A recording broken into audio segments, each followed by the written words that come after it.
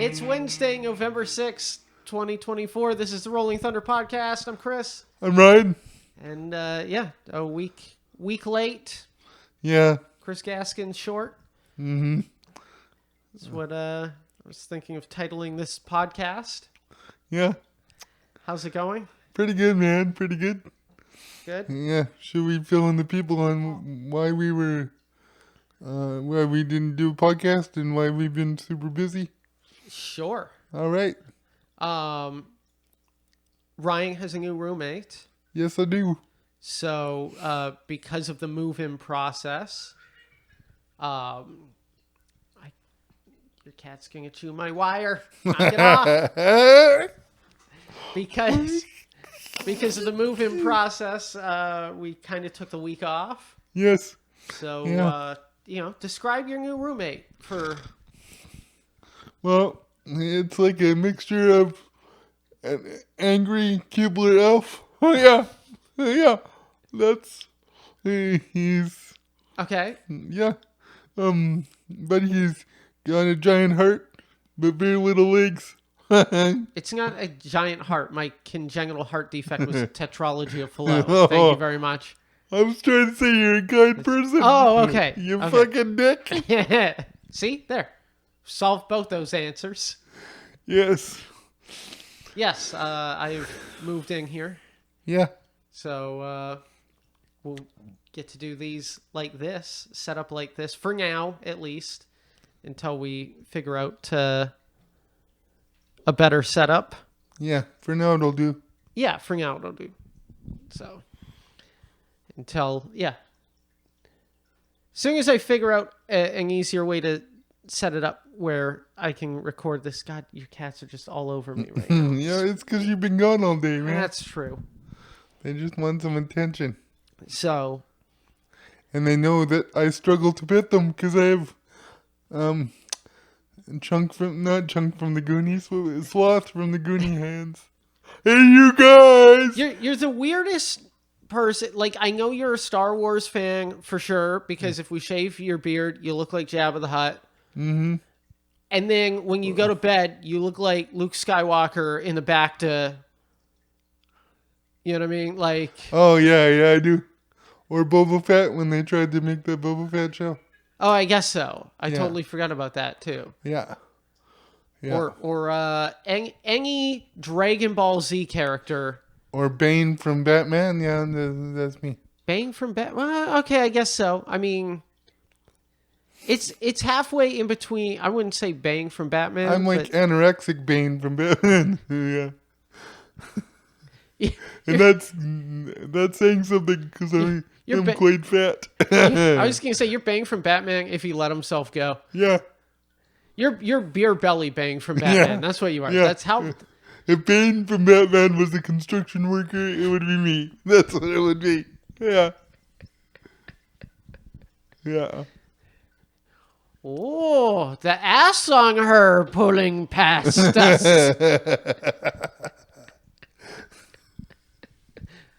my shitty Bang impression, but as a construction worker. Yes. Oh. Did you see the tits on her?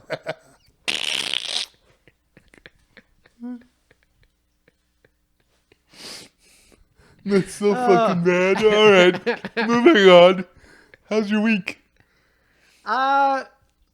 It's been interesting. I officially started a new job. Yeah. Congratulations. Yeah, thanks. So that's going well enough, I guess. It's definitely a different changing pace from my old position. I'm working in a very similar position, just in a different building, and it actually makes things quite different. But it's I mean, the only thing that's a bit tougher is the commute from here. Yeah, I imagine. But you get to come home to me. How wonderful is that? Huh? Yeah, I thought so. Dead silence. It is wonderful, actually. Dead silence. You know, my lady, she's like, because I told her last night she goes, what were you doing? I go, oh, we're watching wrestling. I'm kind of laying in the bed with him, watch, because you were like set up in bed. Yeah. And I was just like, I'll just hop up beside you. And, Yeah. and I'm like snuggling with the cats. And she's like, so wait, you're snuggling in bed with Ryan? Yeah, buddy. She goes, are you replacing me? And I was like, no, you're not being replaced. I'm replacing her. That's what's Yes, going on. I know, I know. I know. The sex won't be as good, or it might be better. I Yeah. don't know. We haven't found out yet. Well, Keyword, yet. Oh. That's the keyword. I feel like I should leave my last will and testament on this podcast just in case something goes wrong. Well, nothing's going to go wrong. No, I know. It'll go completely right. You know what I mean? You know what I mean? I regret asking you how your week was. No. No, my week's been good. You know, trying to put together some shows and just other business stuff like that. Yeah. So I'll try and get this cat up here so he stops biting at the wires. Come here. So He knows what you're up to. That's the problem. yeah, I know that. So yeah, you know, I think it's good and bad in that, you know, it's one of those life moves on type deals as well, where you know, unfortunately this past Sunday a member of our comedy community had passed away. Yeah, she was a wonderful spark, and she's just a great person. Yes, Kathleen McGee Yeah. passed away this past Sunday. You know, cancer sucks. It does. It's, I mean, literally in the past couple years, like 5 of my friends have passed. Like in the business. It's like fucking Maddie, Daryl, Yeah, Dion. Andrew Alberts in Oh, there yeah. as well. Yeah. He fucking That had was a heart weird. attack, and it was Yeah. it is weird. This is something like you and I were talking about in regard to like Maddie and these other guys is like, you know, you half expect them to just show up at a show. Yeah. Yeah, I know Maddie specifically, I spent so much time with a guy, and he used to always joke with me that he was going to fake his own death. So when the news broke that he passed away, in the back of my mind, I'm like, did he actually pull it off? Is he going to be like, surprise, motherfucker? You know, but... Yeah, unfortunately not. No, sadly not. No. Yeah. But, I gotta say though, after having a couple of years to reflect on him not being around anymore, specifically Matt, I'm speaking of, he really, I don't know, he solidified in my mind how much comedy means to me, and how much, in order for me to show my love for stand-up, I have to be that pillar for the comedy community, one of those people that kind of brings people together, because I know you and I both have talked about this in the past, about how sometimes the stand-up comedy scene in Canada specifically, that's what I'm speaking from my experience, is very high school and cliquish at times, and I mean, that's any scene anywhere. I guess so. I Yeah. guess so. But comics are weird, you know. Like most of us can't talk to people during the day, but you put us in front of 1,000 people at night and put a mic in our face, and we're like, "Yeah, let's do this." Yeah. You know. So I mean, I learned a lot about how much this industry meant to me, and I have got better relationships with some really amazing people through the Bill and Foundation, and been able to help more people. So it's almost like when people pass like that, and Kathleen was another example of it because she was like just a wonderful person, and the outpouring of love and respect for her through social media and through other conversations I've had with comedians and people that knew her. It just goes to show like how like sometimes when we don't think we're making an impact in this world, and then all of a sudden you're gone, and you realize what kind of impact that you these people have left. It's pretty amazing actually, especially in the way the world is now, where it's kind of scary out there, you know. So it is also one of the things where like I realize the type of person I am because I see this outpouring of love for Kathleen, yeah, and I see the number of people that have like a bunch of photos with her. I don't take photos at all. Like I know I've never been that person. I know it's you and I work together a lot. Yeah. And I was even thinking when we did the Rolling Thunder show at Yuck X, and thanks for everyone that came out to that. That was really a lot of fun, and we're gonna do more of it in the future. We didn't even take photos together at the fucking club, man. Yeah. I've never been that person. If like an audience member asks for a photo, absolutely I'll do that. But I've never been like, hey, we need pictures of this. Get it, Yeah. So I get it though, because sorry, go ahead. It is one of those things where like, I see these posts for Kathleen and a lot of beautiful words being said about her, and just like everyone's got like 10 fucking photos with her. Yeah. You know what I mean? And I'm like,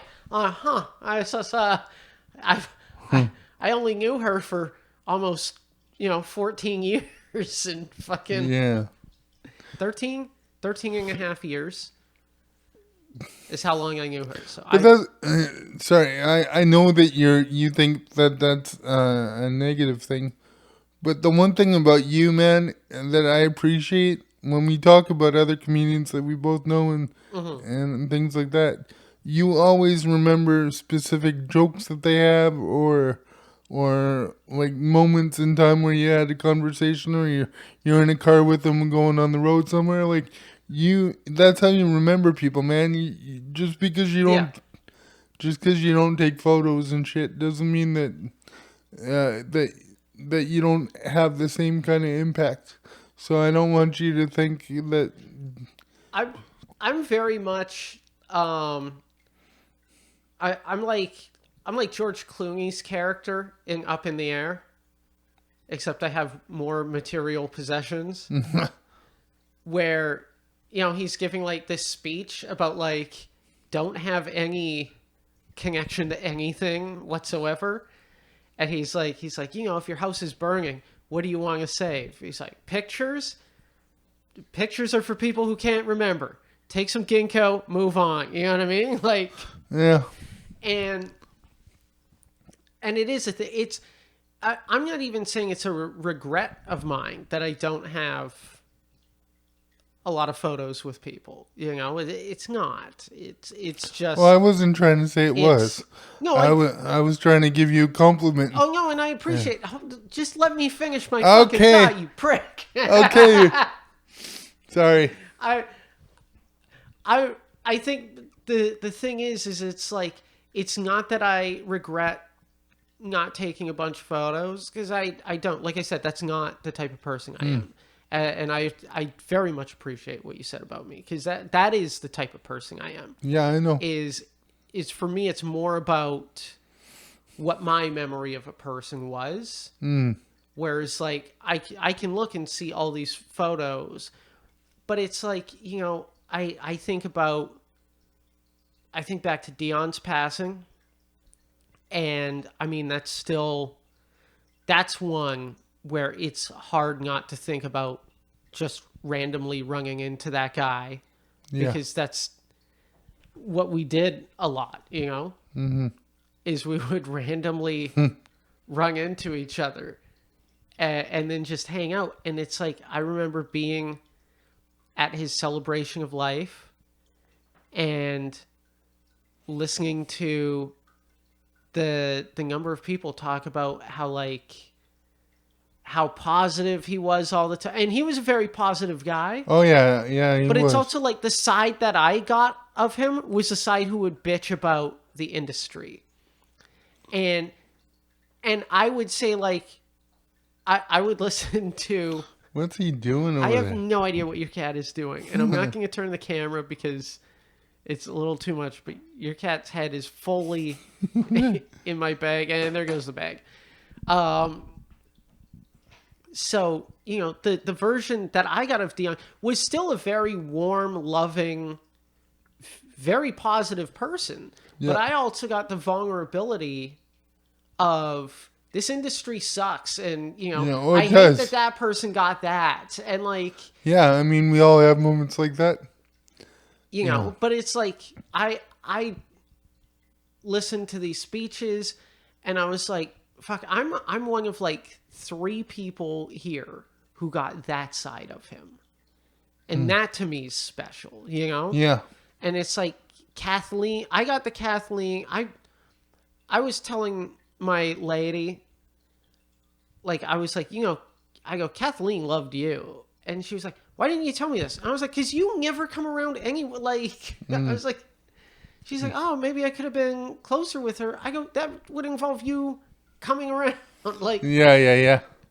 I go, and it's not, I have comedian relationships with people where, they're not real relationships. They're showbiz relationships. That doesn't mean I'm not close with them. It's just, it's like one of my best friends. We talk a couple times a year. That's it. Yeah. And that's the relationship that we have. Yeah. I mean, with me and Maddie specifically, like, there would be stretches of time, sometimes 2-3 months, where I wouldn't hear from him. But then there'd also be times where I talk to him like 6 times in a day. So I understand that. I mean, we're also in an industry, too, where we're always somewhere else, Yes. No, exactly. Right. So it's like, I remember. So Kathleen, like, she always, where's your woman? Where is she? Like, anytime I saw her, because it also, it gives her another female to bounce off of, right? I get it. In a very male-dominated industry. It's a very sausage party kind of industry at times. Yep. For sure. And I know for a fact that she very much enjoyed my lady's company and was also like, I remember she had said one time, she was like, ever since you two ended up together, you've really calmed down, like, about me. Yeah. Like she was like, she kind of brings out the best of you, which no, she does. I think I she see does it as well. And I see it.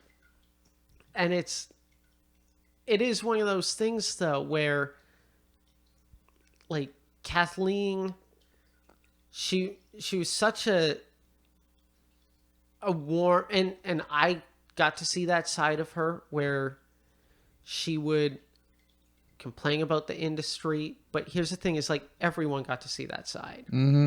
Kathleen was the type of comic that most comics, myself included, dream about being that authentic on and off stage. Yeah.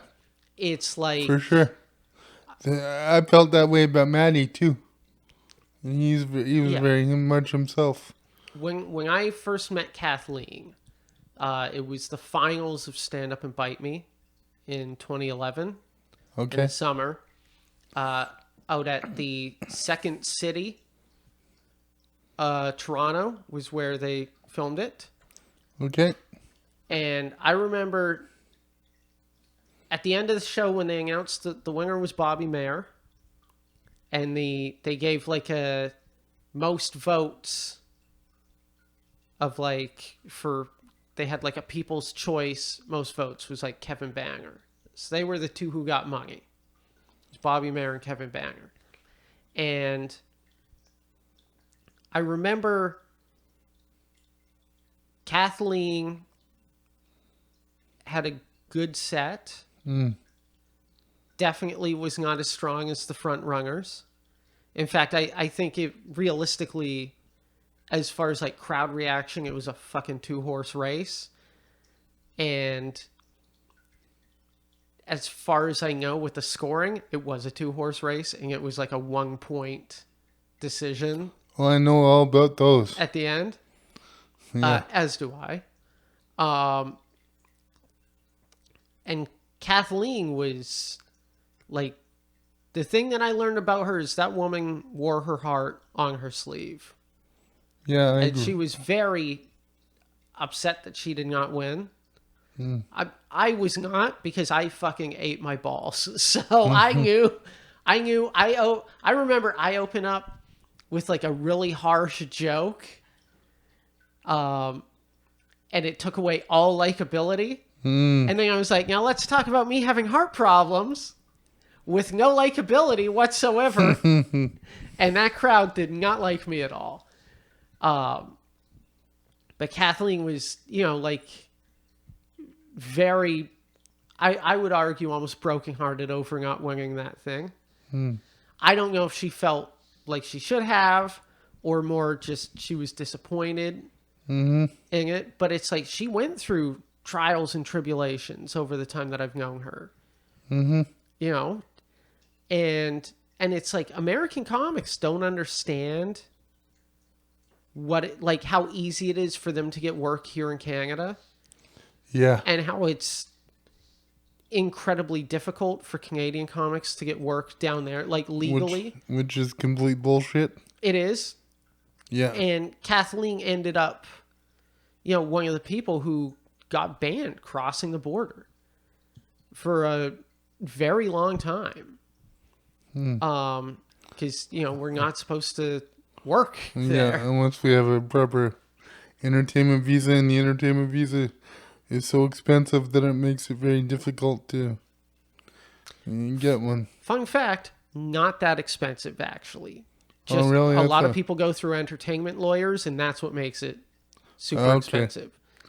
Like, you go through an entertainment lawyer, you're looking at $15,000 minimum. And I think filling out the actual paperwork's only like $700-800. Oh, really? Which is, it's still expensive.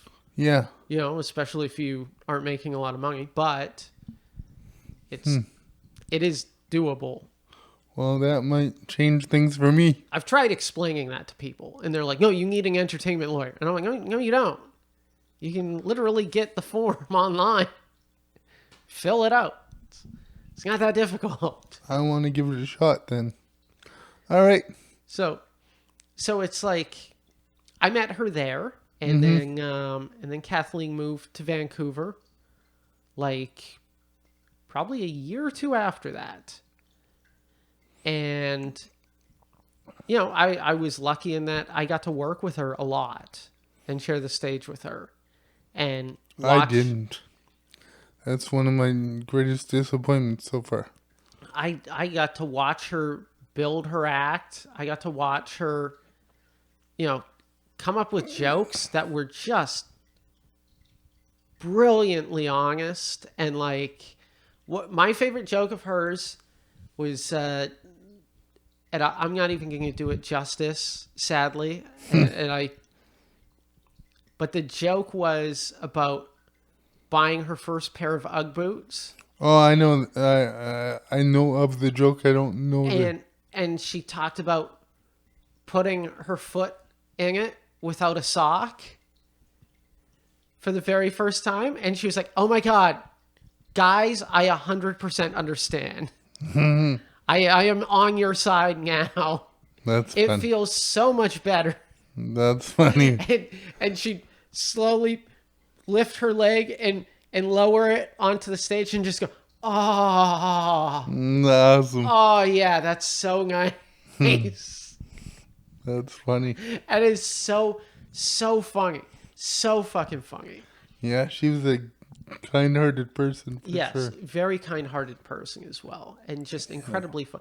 You know, one of the I hate saying it in a public forum like this because it makes it sound like, but like one of the few comics that I like end to end respected as a person, as a comic, the act, the performance. I get it. You know, You'll never say that about me, but that is not true at all. If that was the case, we would not be doing this. That's true. That's true. You know what I mean? Like, Yeah. Yeah. I watch what the fuck you do. I respect you. Thank you. Also a very kind-hearted person. Oh, Like I literally you are one of those people that I through and through respect. I appreciate that, man. You know? Thank you. I didn't expect. I was just joking around. Oh, I know you were, but it's the truth. Okay. So I can't remember which year it was. Whichever year Fort McMurray almost burnt to the fucking ground. Oh, that was like 2013. No, no. I feel like it was like 2015 or 2016. Okay. And I ran a show at the now defunct Kino called The Comics Table. And what The Comics Table was it was like a panel show where I would have 4 comics on the stage at the same time. Yep.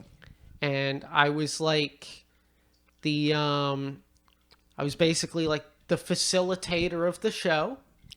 Yeah.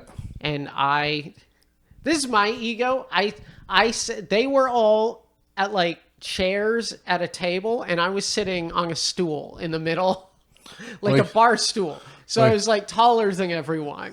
But First, only time in your life that'll ever happen. fucking true. But beside, like, I like to joke right now and say it was my ego. It had nothing to do with that. It was more so like I just wanted to establish I'm the host of this show. I'm not the star, but I'm the host of this show. So it was something that when things would start to go off the rails, and if you have 4 comics with microphones, It's going to go off the rails. Is going to fucking go off. Yeah. Yeah, absolutely. We have 2 microphones on stage for Rolling Thunder, and it goes off the fucking rails. So I can just imagine 4. Yes. Yeah. So what I did was I had audience members all write down suggestions on what they wanted the 4 comedians to talk about. Mm-hmm. And I explained it as, I think the description that I gave it was the most interesting comedy show that you'll see. Not the most funny, but the most interesting because, and it was very funny. I mean, the panel that I had, I hand selected them because I knew how they'd play off of each other. Mm-hmm. I had like an old vet comic in Dylan Reimer, you know. I love Dylan. Another guy that I thoroughly respect. Mm-hmm. He's the epitome of a stand-up comedian. Like, the definition of it. For better or worse. Yeah, that's what I'm saying. Like, yeah. The dark and the light, you know, so. He's like Stanhope's character in Louis. Yeah. You know what I mean? Like, Yeah. I mean, without the, I'm going to, you know, after tonight's show, like, but that is kind of the guy that he is. And so I had him on there. Mm-hmm. I had John Cullen, who's like, you know, the young, handsome up-and-comer who's... Yeah. I was like, I specifically booked him because I knew he would chime in. And you're hot for teacher, let's be honest. That's true. That's just true. But I knew he would chime in with, like, funny. You know what I mean? No, he's a great guy. I love John. I wish he was still around, but he's in Calgary now. Yep. I had Carl Turnbull, Which he's a wild card, and I just love him so much. which Carl I had on there for two reasons. Number one is I knew that he would be throwing out one-liners that would entertain me. Mm-hmm. Maybe not necessarily the crowd. I love Carl, man. Oh, I love Carl too. Hold on. I also booked him because I know Carl's very conservative. Yes. And I knew he would be an interesting counterpoint to the other comics on the show. Mm-hmm. And I specifically booked Kathleen because I knew she would fucking steamroll everyone. Yeah. And she was kind of the focal point of this show. And I was just there to try to corral her. You were the ringmaster in the circus.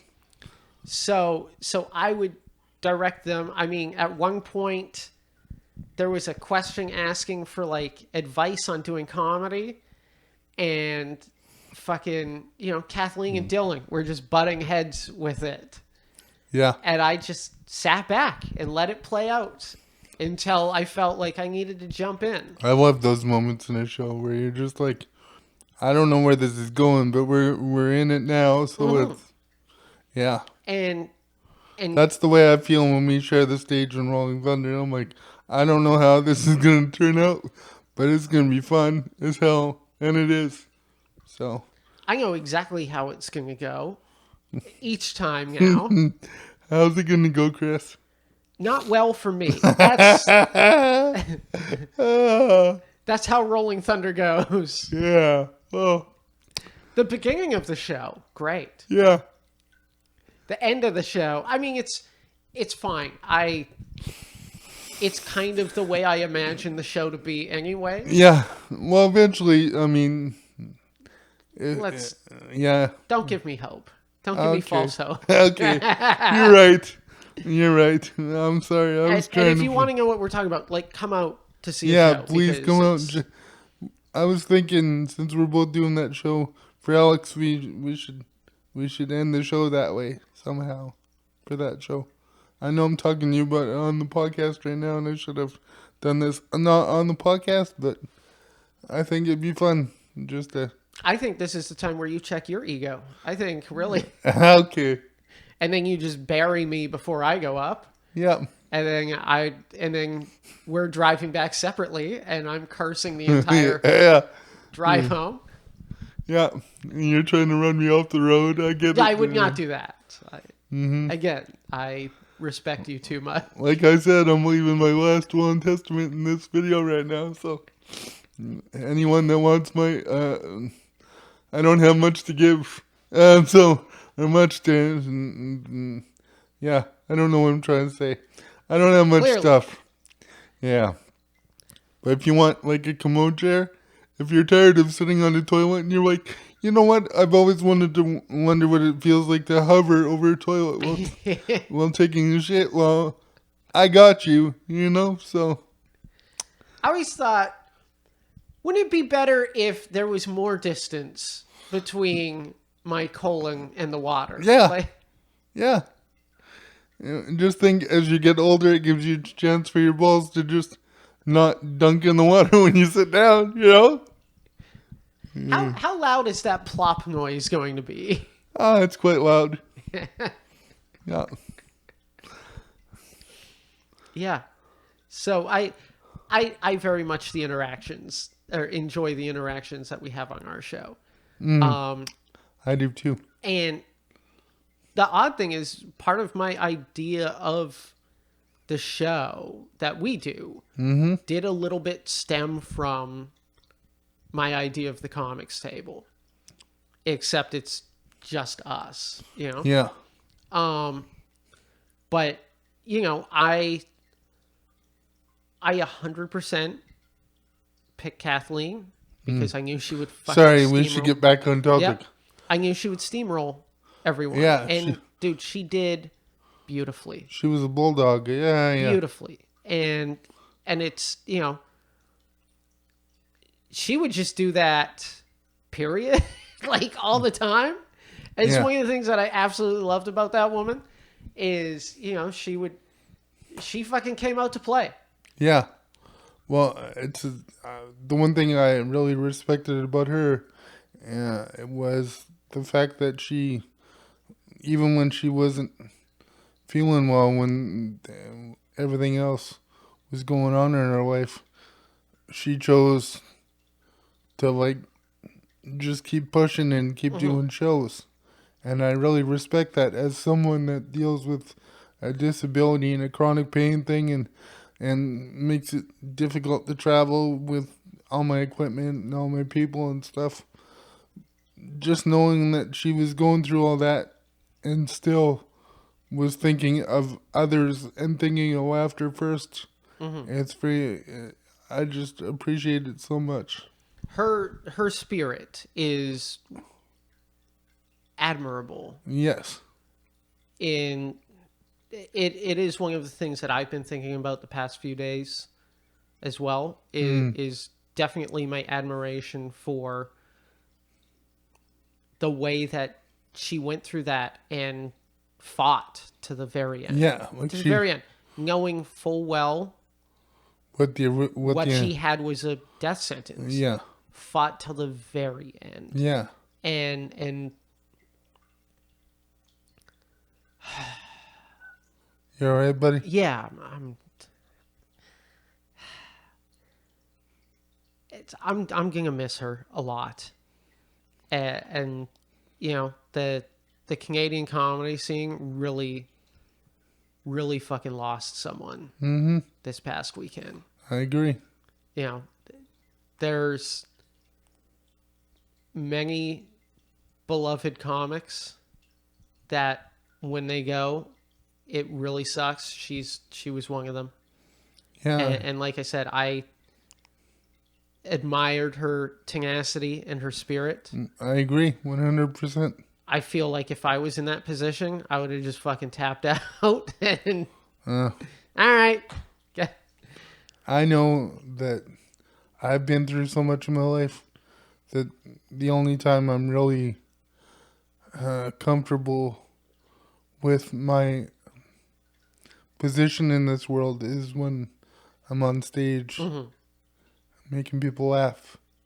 So I definitely can understand her desire and her want to just keep going right to the bitter end, you know? Yeah. So like my dear friend Matt Dillon used to tell me all the time, just shut the fuck up and get to the funny, because everything will work itself out. And that's kind of the way she lived her life too. Yeah. You know, she saw what she was dealt with, what she had to deal with, and she's like, fuck you, I'm not backing down. So I really appreciate that. Yeah. Yeah. So yeah. That was a somber note to leave the podcast, but I think we're getting close to wrapping this thing up, aren't we? I think so. I think it'll be a short one this week, and we'll try to be a bit more fun next week. Yeah. But this is part of the process. I mean, this is part of why we wanted to do this podcast, is to have conversations like this. So I'm not going to ever shy away from being as brutally honest as I feel I need to be. So no, listen. This was something I had been, prepping a social media post for the past few days. Not knowing what to. I'm so bad at that, and the past few years, there have been people that I wouldn't say I was super close with, as far as but people that I very much got along with and would be excited to see. But there were one or two of them that I was quite close with, that when they passed, I didn't, because I tend to be, for certain things, like a very private person. Well, you are very private. And that's So one thing I respect about you, that living with me now, you're opening your world up to me, which is, it's very special, and thank you very much. I'm honored. It's one of those things where the privacy for me, it probably also delves with some, childhood trauma that I turned into shame that I don't know how to fucking deal with Yeah, properly still, yeah. But it's like my feelings on certain things, um, I think my fear is making it about me. And that's the last thing, I want to share those few moments specifically about Kathleen because I think it really exemplified who she was as a person and as a comic. I agree. She wore her heart on her sleeve and she would fucking steamroll everyone else. Mm-hmm. And she was wickedly funny. For sure. 100%. And just a joy to be around in general. Yeah. Yeah. Even in moments where she, was not... Moments where she was not pleasant to be around was not an unpleasant time, if that makes sense. Yeah, no, it does. Like, we all does. have our... I don't want to fucking talk. I don't... You know what I mean? Yeah. And I it's get like... I get that a lot because I'm always around people. I don't really get my own time Yeah. to myself, so I understand that. So... I do. She...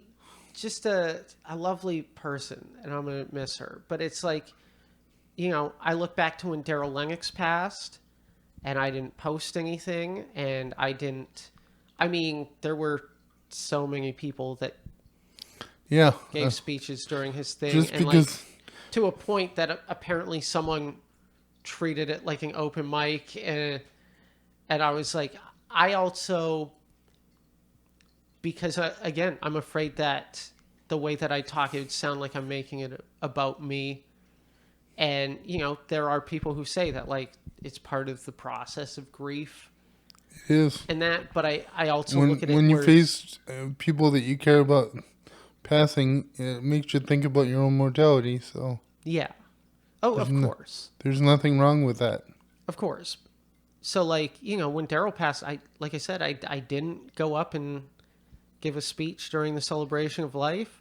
Also because I know some of what I said would, be a bit divisive and split the room. And that some people would get that, not... I don't want to say what I'd be trying to do. I would have just been trying to speak honest about him. But... That's all anybody wants at the end of the day. Him and I were... pretty close, and one of the closest things I've ever had to like a mentor in this business. So that one hurt me a lot. But I just kind of just stuck my nose to the grindstone. That's what these people would want us to do. Yeah. There isn't a day that doesn't pass that I don't think about Matt or my friend Greg, he dabbled in comedy, but he was more of he did a lot of sketches and stuff with Sonny Dollywall and stuff. I was really close with Greg. And when he passed too, it was like, okay, well, we only have X amount of time. We don't know how long we're going to be here for. So why am I sitting around wasting my life doing menial shit when I can go out there and achieve my dream and try and make people laugh and make tens of dollars doing it? Yeah. I'd rather do that than, I don't know, just be one of those people with a disability that gets put in front of a TV screen and you just watch TV all day. I don't want to live my life like that. So, yeah, we said we were going to wrap it up. We've been talking for another 15 fucking minutes, so we can carry this 5, maybe. Okay, well, I've always had a bad sense of time. You know that. Yeah, all right, we wrap it up then. I didn't mean to be so cold with it. I'm just saying. No, I know. We can talk about this next week if we feel the need to. What do you have coming down the pipe? Anything? We do have the show in Abbotsford together on That's the right. on the 14th and then 15th. 15th. Sorry, yes. And then we are doing the show in White Rock here on the 21st Yep. at the Galaxy Public House. Tickets are online for $20 or $25 at the door, and then we have some dates coming up in December, but we can talk about those later. Yeah, I think that we'll, once that gets finalized, we'll at least have a couple shows out of town that Yeah. we'll talk about and plug on the show as soon as that's finalized, which I'm looking forward to. And we're working on stuff for the spring already, Yeah. and we're gonna try and be busy little beavers then. So Yes, we will. So on that thought, have a good week, everybody, and I'll see you next week. all right, have a good one.